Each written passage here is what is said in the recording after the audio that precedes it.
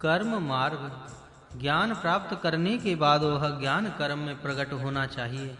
इसके बिना ज्ञान का उचित उपयोग होना संभव नहीं है। खाना अर्थात पेट भरना, ऐसा ज्ञान होने पर खाने के कर्म करने ही पड़ते हैं। ठीक ऐसा यहाँ भी समझना चाहिए। इसके बिना ज्ञान का उचित उपयोग होना संभव नहीं। खाना अर्थात पेट भरना, ठीक ऐसा यहाँ भी समझना है। परमेश्वर पूर्ण और सर्वज्ञ होने से इस जगत में उसके श्रेष्ठ कर्म सर्वत्र चल रहे हैं। उसी प्रकार मनुष्य को जितना जितना ज्ञान प्राप्त होता जाएगा, उतना उतना उसका कर्म क्षेत्र बढ़ता जाएगा।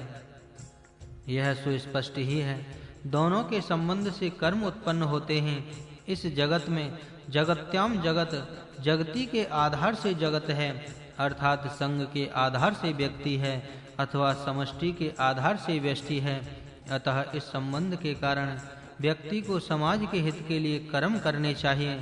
व्यक्ति में भी आत्मा और शरीर का संबंध होने से शरीर को आत्मा के लिए और आत्मा को शरीर के लिए कर्म करने आवश्यक हैं।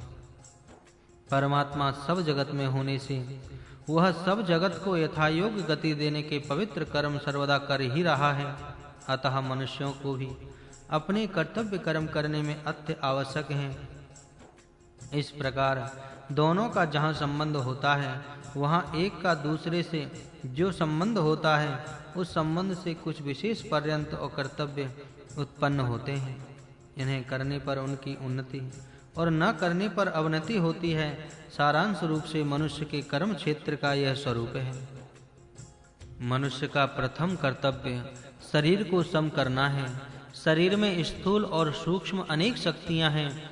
स्थूल शक्ति अधिक बढ़ाने से सूक्ष्म शक्तियों की प्रगति रुक जाती है और सूक्ष्म शक्तियों के बढ़ाने का प्रयत्न किया तो स्थूल शक्तियां क्षीण होती हैं। इसलिए इन दोनों शक्तियों का समाविकास करना मनुष्य का प्रथम कर्तव्य है। मनुष्य के अंदर की स्थूल और सूक्ष्म शक्तियों का नाम ही अध्यात्म शक्ति है और इन शक्तियों का विकास करना ही आध्यात्मिक शक्ति विकास है। वाक प्राण चक्षु स्रोत इत्याध्यात्मम और बाण प्राणी नेत्र श्रोत्र इत्यादि शक्तियां आध्यात्मिक शक्तियां हैं। इनका विकास आध्यात्मिक शक्ति का विकास है। स्थूल शक्तियां बढ़कर सूक्ष्म शक्तियों की सहायता करें और सूक्ष्म शक्तियां बढ़कर सूक्ष्म शक्तियों की सहायक बने। इसका नाम है सम विकास। आध्यात्मिक कार्य क्षेत्र का तात्पर्य वैयक्तिक शक्तियों का कार्य क्षेत्र है। व्यक्तियों की यह शक्ति जैसे जैसे बढ़ती जाएगी, त्यों-त्यों उसके बाह्य कार्य क्षेत्र विस्तृत होते जाएंगे।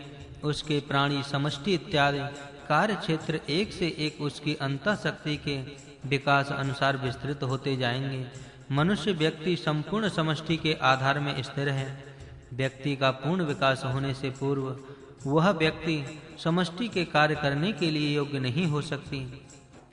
अतः व्यक्ति को अपनी योग्यता बढ़ाकर अपनी शक्ति का यज्ञ समष्टि के यथार्थ करना चाहिए। इससे अगला कार्य विश्व के संबंध में जो कुछ मनुष्य के करने योग्य हैं वह है इस जगत में जो विश्व शक्ति है, उस शक्ति से व्यक्ति और संघ की सहायता करवाना। अग्नि जल वायु विद्युत इत्यादि प्रचंड देवी शक्तियां हैं, उन्हें अनुकूल करके उनसे जनता और व्यक्ति के हित के कार्य कराना, यह आदि दैविक कार्य क्षेत्र है।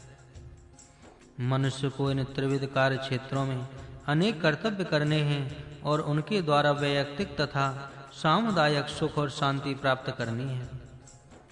यह मनुष्य के कार्य क्षेत्र की व्याप्ति है। वैयक्तिक और सामुदायिक कर्तव्य करते हुए व्यक्ति के हित के लिए समाज के हित का अर्थात व्यष्टि के हित के लिए समष्टि के हित का नाश होना नहीं चाहिए। व्यक्ति को समष्टि के लिए आत्मसमर्पण करना यज्ञ और व्यक्ति अपने सुख के लिए समष्टि हित का नाश करना यह अयज्ञ है। यज्ञ से मनुष्य की उन्नति, अवज्ञ से अवनति होती है। ऊपर जो जगत्याम जगत समष्टि के आधार से व्यक्ति है, ऐसा कहा है, उसका उद्देश्य यही है। जिस आधार से व्यक्ति स्थित है, उस आधार को अपने सुख के लिए नष्ट नहीं करना चाहिए, क्योंकि उस आधार का नाश हुआ तो फिर वह व्यक्ति कहाँ रहेगा। अतः अपने आधार को नष्ट करने का भाव अपने आप का नाश करना है। अयज्ञ से जो नाश होता है वह इस प्रकार है। व्यक्ति और संघ के कर्तव्यों का कार्यक्रम परस्पर अविरोध से होना चाहिए। इसका स्पष्टीकरण कर्म क्षेत्र के 3 मंत्रों में किया है। उसके अनुसार प्रत्येक को अपने कर्तव्य करने चाहिए। केवल अस्तित्व के लिए ही जो कर्तव्य करने हैं उनका नाम अकर्म है, क्योंकि उनका परिणाम व्यक्ति तक सीमित है। अकर्म शब्द का निष्काम कर्म ऐसा दूसरा अर्थ भी है। जो व्यक्ति और समाज के हित करने वाले हैं, जो यज्ञ बुद्धि से किए जाते हैं, उनका नाम कर्म है। यज्ञवाचक सब शब्द इसी कर्म के पर्याय शब्द हैं और व्यक्ति तथा समाज का घात करने वाले जो कर्म हैं उन्हें विकर्म अर्थात विरुद्ध कर्म या जो नहीं करने चाहिए ऐसे कर्म कहते हैं। अकर्म तथा कर्म ये दोनों अविरोध पूर्वक करने चाहिए, केवल विकर्म नहीं करने चाहिए। कर्म क्षेत्रों में यह कर्म की व्याप्ति इतनी विशाल है तथा ज्ञान द्वारा अपने कर्तव्यों का कर्म करने रीति से करना मनुष्य की उन्नति के लिए अत्यंत आवश्यक है।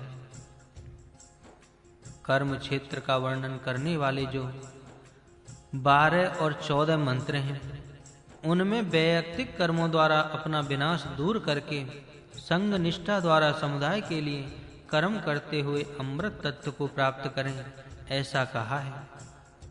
इसका थोड़ा सा यहाँ मनन करना चाहिए। संघ निष्ठा का क्या अर्थ है और उससे अमृत कैसे प्राप्त होता है, यह यहाँ विचार करने योग्य प्रश्न है। संघ निष्ठा पुरुष यदि वास्तव में अमर होता है तो चोर डाकू भी कहीं किसी से कम संघ निष्ठ नहीं है।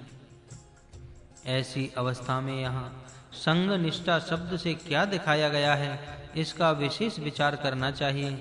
मंत्रों के अर्थ में संघ भाव और असंग भाव ऐसा शब्द प्रयोग किया गया है। यहाँ भाव शब्द का अभिप्राय भक्ति ऐसा समझना चाहिए। भाव अथवा भक्ति केवल ईश्वर पर ही रखनी चाहिए। ईश्वर हमारा पूज्य पिता है और उसके हम अमृत पुत्र हैं। अथर्ववेद में अनुव्रत पिता के कार्य की आगे चलाने वाला पुत्र हो ऐसा कहा है। इस नियम अनुसार हम सब यदि परमेश्वर के पुत्र हैं तो उसके चलाए हुए कार्यों को आगे चलाना या उसके कार्यों का भाग हम अपने ऊपर लेकर उसे योग्य रीति से पूर्ण करना हमारा कर्तव्य है। ईश्वर के कौन से कार्य जगत में चले हुए हैं? ईश्वर के 3 प्रकार के कार्य यहाँ प्रचलित हैं। सज्जनों का संरक्षण, दुष्टों का दमन और धर्म का स्थापन। 3 प्रकार के कार्य परमेश्वर कर रहा है ऐसा सब आर्य शास्त्र कह रहे हैं। ये ही कार्य हमने किए या इन कार्यों में भाग लिया तो हम परमेश्वर के कार्य आगे चला रहे हैं ऐसा लोगा। यही उसकी शक्ति या सेवा है। परमेश्वर की भक्ति अथवा सेवा करनी चाहिए ऐसा जो कहा है वह सेवा यही है। भक्ति, भजन, इन शब्दों का अर्थ सेवा और सेवन यही है।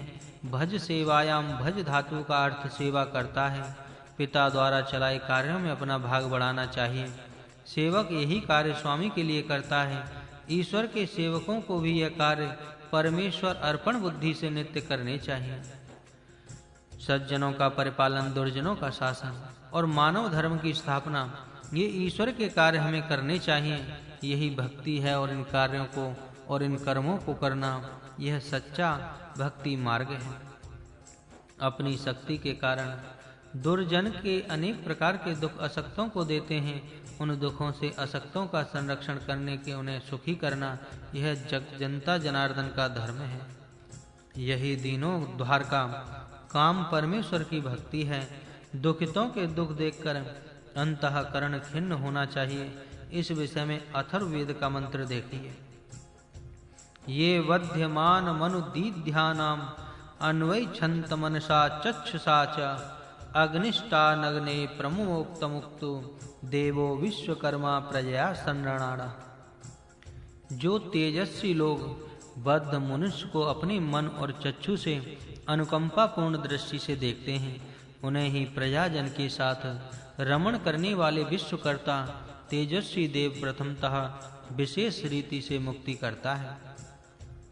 इस मंत्र में भी यही कहा है कि दीन, दुखी, बद्ध और परतंत्र लोगों पर जो लोग दया करते हैं उनकी दीनता दूर करने के लिए अविश्रांत परिश्रम करते हैं, उन्हें ही सबसे प्रथम प्रवमोक्तु वह मुक्त करता है, क्योंकि विश्व निर्माता देव प्रजया संधारणा जनता में रहता हुआ उनके आनंद से आनंदित होने वाला है। इसलिए वह जनता के दुखों को देखकर खिन्न होता है, जनता को कष्ट देने वाले उन दुष्टों के दलन के लिए प्रेरणा करता है। संग शक्ति क्या है, कैसी प्राप्त करनी चाहिए और उसे करने से अमृत तत्व अमरन कैसे प्राप्त होता है, यह इस विवेचन से ध्यान में आ जाएगा। वेद प्रतिपादित भक्ति मार्ग यह है, किस मनुष्य की जितनी योग्यता होगी उतने अधिकार क्षेत्र में वह कार्य कर सकेगा। एकाध वैद्य निर्धन रोगी या योग्य औषधोपचार करके मैंने ईश्वर सेवा की ऐसा समझ सकता है। दूसरा कोई तृष्णा को थोड़ा जल देकर वैसे ही ईश्वर सेवा कर सकता है। कोई वीर परतंत्र देश को पीड़ित करने वाले, शत्रु को दूर करने, जनता को स्वतंत्र करके परमेश्वर की सेवा की ऐसा समझ सकता है। स्वकर्मणा तम भ्यर्च सिद्धिम विदन्ति मानव।